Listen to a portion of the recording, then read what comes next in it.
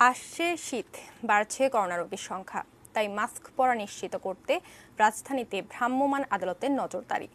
তবে জরিমানার চাইতে বেশি জোর দেয়া হচ্ছে সচেতনতা তৈরিতে। মানে মাস্ক নিয়ে বাইরে হচ্ছে রাস্তায় ছিঁড়ে গেছে। না ভাই, আমি মাস্ক ছিল আমি আসার সময় রাস্তা থেকে পড়ে গেছি। তারপরে বেরিয়েছি তো মন ছিল না।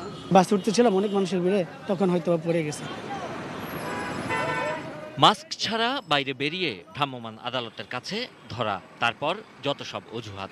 মাস্ক পরা নিশ্চিত করতে রাজধানীর বেশ কয়েকটি পয়েন্টে নিয়ম করে অভিযানে নেমেছেন নির্বাহী ম্যাজিস্ট্রেটরা। গণপরিবহনেও ছিল তাদের কড়া নজরদারি।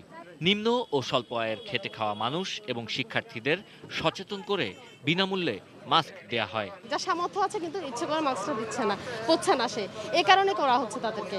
আর যার মাস্ক কেনার সামর্থ্য নেই তাকে আমরা ঢাকা জেলা প্রশাসনের পক্ষ থেকে ফ্রি মাস্ক দিয়ে দিচ্ছি, তাকে কোনো অর্থদণ্ড প্রদান করা হচ্ছে না। স্বাস্থ্য অধিদপ্তরের 17 নভেম্বরের তথ্য অনুযায়ী 24 ঘন্টায় করোনায় 39 জনের মৃত্যু হয়েছে, যা গত 57 দিনের মধ্যে 24 ঘন্টায় সর্বোচ্চ সংখ্যক মৃত্যু। ওই দিনই নতুন শনাক্ত হয়েছেন 2212 জন রোগী, যা 70 দিনের মধ্যে প্রথম নতুন শনাক্তের সংখ্যা 2000 ছাড়ায়। এই পরিসংখ্যানই বলছে করোনার দ্বিতীয় ঢেউয়ে আক্রান্তের সংখ্যা বাড়তে পারে প্রাণহানি। তাই প্রধানমন্ত্রীর নির্দেশে রাজধানীব্যাপী এই অভিযান। শুধুমাত্র যারা সচেতন ব্যক্তি অবহেলাজনিত কারণে মাস্ক ছাড়া বাইরে বের হচ্ছেন তাদেরকে শুধু জরিমানা বা অর্থদণ্ড প্রদান করছি।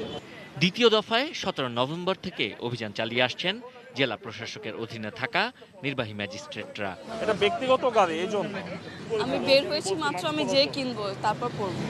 মানে ও পড়া আছে, আমার ফ্রেন্ড পড়া আছে, আমার মানে ছিল না, তাই কেনা হয় না। Sabbir Ahmed, ATN news, Dhaka.